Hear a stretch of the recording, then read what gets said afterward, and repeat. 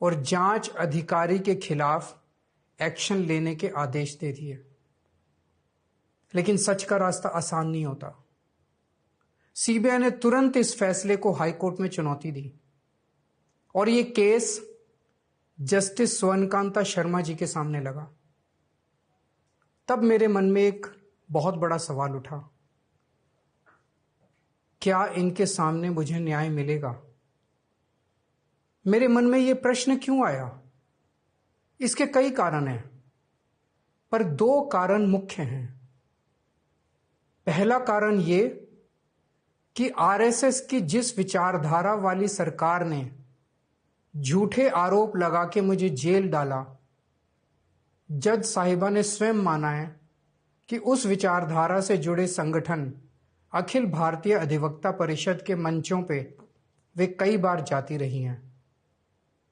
मैं और आम आदमी पार्टी उस विचारधारा के घोर विरोधी हैं। ऐसे में क्या उनके सामने मुझे न्याय मिल सकता है? दूसरा कारण, कॉन्फ्लिक्ट ऑफ इंटरेस्ट। कोर्ट में मेरे विपक्ष में केंद्र सरकार की सीबीआई है और जस्टिस स्वर्णकांता जी के दोनों बच्चे केंद्र सरकार में काम करते हैं। उनके दोनों बच्चे केंद्र सरकार के वकीलों के पैनल में हैं। हमारे सामने कोर्ट में दूसरी ओर से वकील हैं सॉलिसिटर जनरल श्री तुषार मेहता जी। तुषार मेहता जी दोनों बच्चों को केस देते हैं। उन्हें कितने केस मिलेंगे, कौन से केस मिलेंगे, ये तुषार मेहता जी तय करते हैं।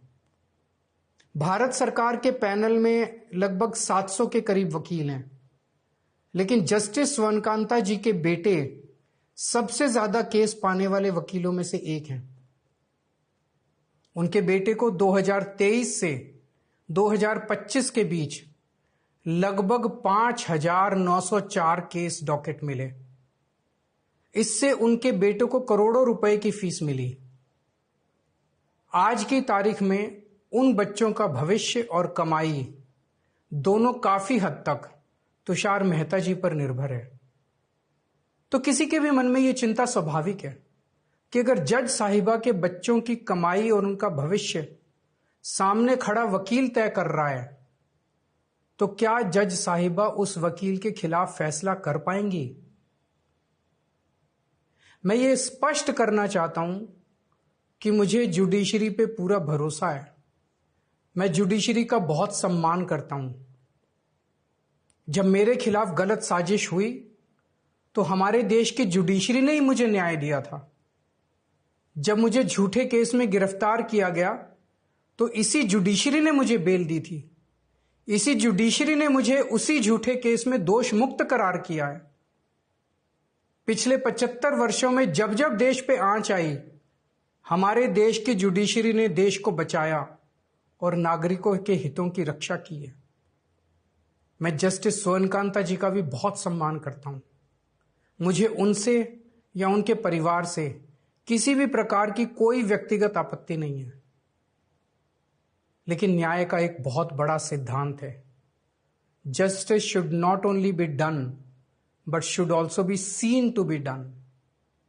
इसलिए मैंने जस्टिस स्वर्णकांता शर्मा जी से पूरे सम्मान के साथ अनुरोध किया कि वो इस कॉन्फ्लिक्ट ऑफ इंटरेस्ट जैसे कारणों की वजह से इस केस से खुद को अलग कर लें। लेकिन उन्होंने मेरी दलीलें खारिज कर दी और फैसला दिया कि वो स्वयं ही ये केस सुनेंगी। आज मेरे सामने सबसे आसान रास्ता है कि मैं उनका आदेश मान लूं और एक बड़ा वकील खड़ा करके उनके सामने अपना केस लड़ूं। पर यह मुद्दा अब सिर्फ मेरे केस का नहीं है, बल्कि आम लोगों के न्याय प्रणाली पर भरोसे का है।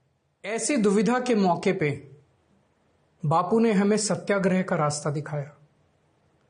बापू ने कहा था कि जब भी किसी अन्याय का सामना करो तो उसका पहला कदम विरोध नहीं बल्कि बातचीत होना चाहिए। अपनी बात अन्याय करने वाले के सामने पूरी विनम्रता के साथ रखनी चाहिए और उसे सुधारने का पूरा मौका देना चाहिए। सारी कोशिशों के बाद भी अगर न्याय ना मिले तो अंतरात्मा की आवाज सुनो। यदि अंतरात्मा की आवाज कहती है कि न्याय नहीं हुआ, तो शांति और विनम्रता के साथ सत्याग्रह करना चाहिए। फिर उसके जो भी परिणाम हो वो सहर्ष स्वीकार करने चाहिए। पर इस पूरे प्रकरण में अन्याय करने वाले व्यक्ति के प्रति किसी भी प्रकार की नफरत या गुस्सा नहीं होना चाहिए। मैंने भी बातचीत से शुरुआत की, पूरी निष्ठा और विनम्रता के साथ जस्टिस स्वर्णकांता जी के सामने अपनी बात रखी, उन्हें इस केस से अलग होने के लिए याचना की। मैंने आग्रह किया कि मेरा केस हाईकोर्ट के किसी भी अन्य जज द्वारा सुन लिया जाए, लेकिन उन्होंने मेरी प्रार्थना अस्वीकार कर दी। उन्होंने फैसला दिया कि वे अपने आप को इस मामले से अलग नहीं करेंगी और ये केस वो स्वयं ही सुनेंगी। उनके दिए गए इस फैसले से मैं पूरी विनम्रता पूर्वक असहमत हूं। इस पूरे घटनाक्रम के बाद मेरी आशंका और गहरी हो गई है कि क्या उनके सामने मुझे न्याय मिलेगा। बापू के दिखाए रास्ते पर चलते हुए सत्याग्रह की भावना से अब मैंने फैसला किया है कि मैं इस केस में जस्टिस स्वर्णकांता जी के कोर्ट में ना तो स्वयं पेश होऊंगा और ना ही मेरी तरफ से कोई वकील पैरवी करेगा। जस्टिस स्वर्णकांता जी जो भी फैसला सुनाएंगे उस पर समय आने पर मेरे जो भी कानूनी अधिकार हैं, जैसे सुप्रीम कोर्ट में चुनौती देना आदि, वो सभी कदम लेने के लिए मैं स्वतंत्र हूं। ये बात आज मैंने एक पत्र लिखकर जस्टिस स्वर्णकांता जी को भी सूचित कर दिया है। मेरा जस्टिस स्वर्णकांता जी से किसी प्रकार का व्यक्तिगत विरोध नहीं है। यदि भविष्य में भी कभी उनके सामने मेरा कोई अन्य केस लगता है जिसमें मेरे विरोध में बीजेपी, केंद्र सरकार या तुषार मेहता जी नहीं है, तो मैं उनके समक्ष जरूर पेश होऊंगा। आप पूछ सकते हैं कि यदि मैं जस्टिस स्वर्णकांता जी के रिक्यूजल ऑर्डर से असहमत हूं तो उसके खिलाफ सुप्रीम कोर्ट क्यों नहीं जा रहा? उसकी तैयारी कर रहा हूं। यह पूरा मामला बहुत नाजुक और संवेदनशील है।